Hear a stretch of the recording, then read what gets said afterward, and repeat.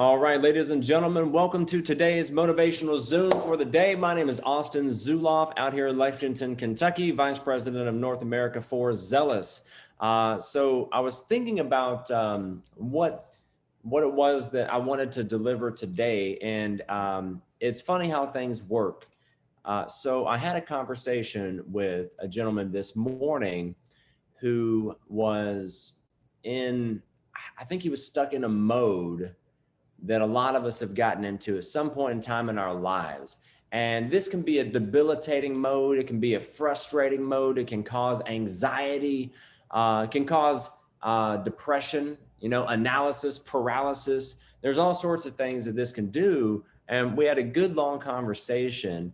And I wanted to sit down and I wanted to talk about it today because maybe someone or all of you might be able to relate to this. Today, I want to talk about something that, I've seen it frustrate humans. I've seen it stop entrepreneurs dead in their tracks, kill countless dreams. Not only has it destroyed lives, but it's a truly preventable habit that absolutely no positive application can be found with it. It's the habit of comparing yourself to others. A lot of folks admire Elon Musk. I do. Now he's the richest man in the world, and they say, and a lot of folks do because he's pioneered Tesla, SpaceX, lots of other visionary projects. But he's a multi-billionaire entrepreneur that's made a difference, and so many folks would want to be like Elon Musk. They admire him because he was only concerned with his vision, with being himself, with what he had and moving forward. He wasn't comparing himself to Jeff Bezos. He wasn't comparing himself to Steve Jobs. He was being himself. But understand this, if you keep wanting Elon Musk's life, you'll never become Elon Musk because you're you and he's him. But here's the bigger thing. By comparing yourself to others, you're holding yourself back from achieving your personal greatness, a greatness that's completely unique to you, a shine and a magic that only you have. And what's more interesting, that happens naturally when you let go and focus completely on enjoying each and every single moment that you're in. When you become like a preschooler again, right? What do I mean by that? So, think about it. What is a preschooler like? What is a small children of that age like? A preschooler is the embodiment of living in the moment. They're just trying to squeeze the fun, the love, and the enjoyment out of every single moment that they're in. They don't even know how to be concerned about anything, really. They just play, right? Preschoolers are also very creative. You ever seen the artwork they bring home? Look at it, Daddy. There's a drawing of you and Mommy, and Mommy looks like Frosty the Snowman the week after it started to warm up, But they always see what could be, especially in themselves. What do you want to be when you grow up? I want to be an astronaut, and you couldn't convince them that that's not what they're going to be.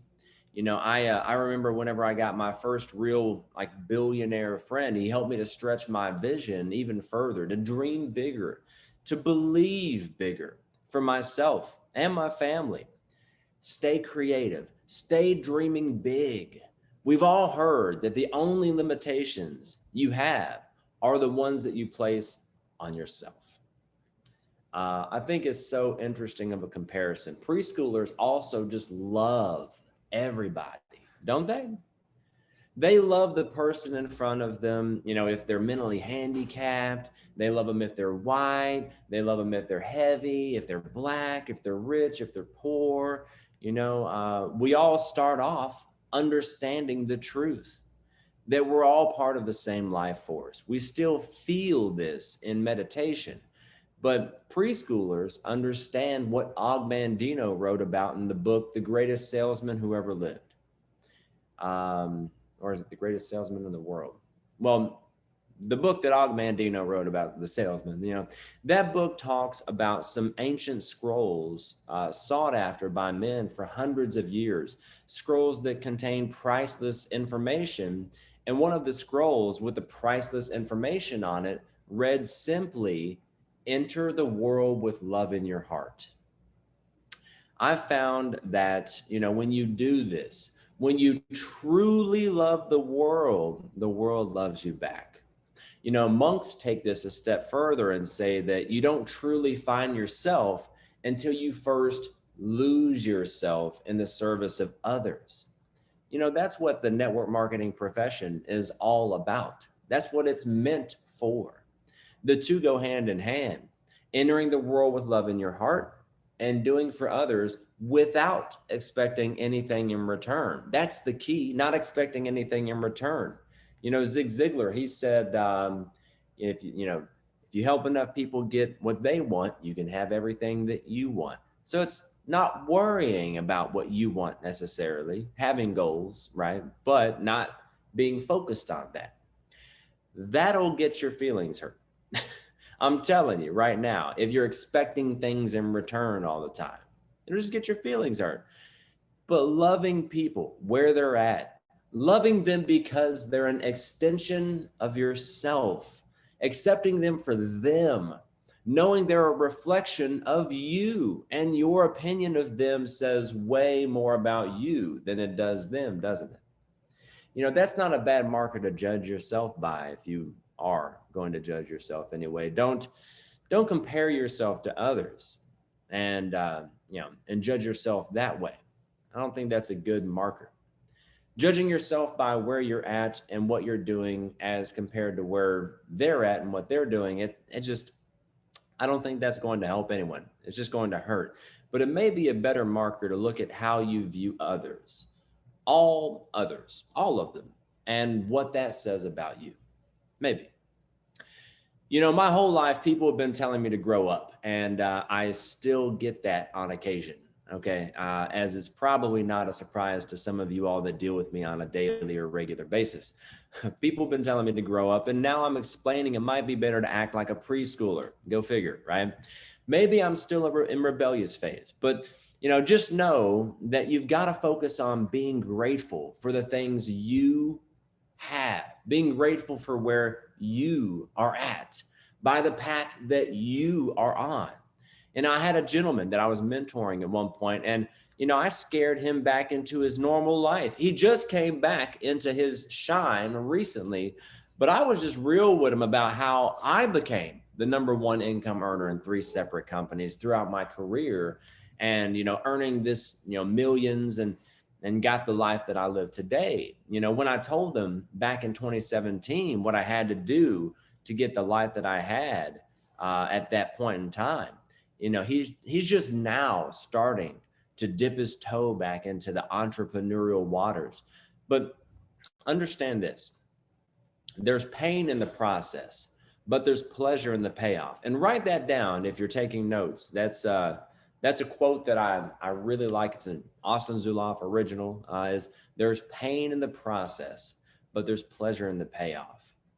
There's pain in the process, but there's pleasure in the payoff. And it's always, and I mean always, worth it. It's always more than worth it.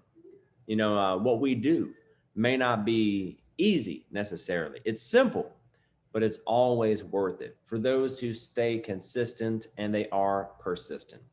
So in closing, I challenge you to go back to your preschooler ways. And how? I'm gonna give you a couple of tips real quick. Number 1, live in the moment and love being in the moment. After all, it's all you really have is that moment in your life. The past is gone. The future doesn't exist yet. You have this moment. So live in the moment and love being in the moment. Number 2, exercise your creative vision. That means believing bigger. Creative vision is one of W. Clement Stone's 17 success principles. It's the workshop of all success. Number 3, enter the world with love in your heart. Want to really, and I mean really love yourself, truly love everyone else. Truly love the world that you're in. You know, my parents love me, and contrary to belief, I'm not perfect. The world isn't perfect, not quite yet, you know, but love it anyway, and each person in it. Number four, stop comparing yourself. It's a process to get from point A to point Z, right? Time will pass regardless. Doesn't matter. That's what time does. Just focus on what you've got and enjoy your process. And just by doing that, you'll step into a shine and a magic you may not have even known you had. You focus on an attitude of gratitude for yourself, your life, your moment, and you'll unlock a happiness, a creativity, and a universal power unlike you've ever known.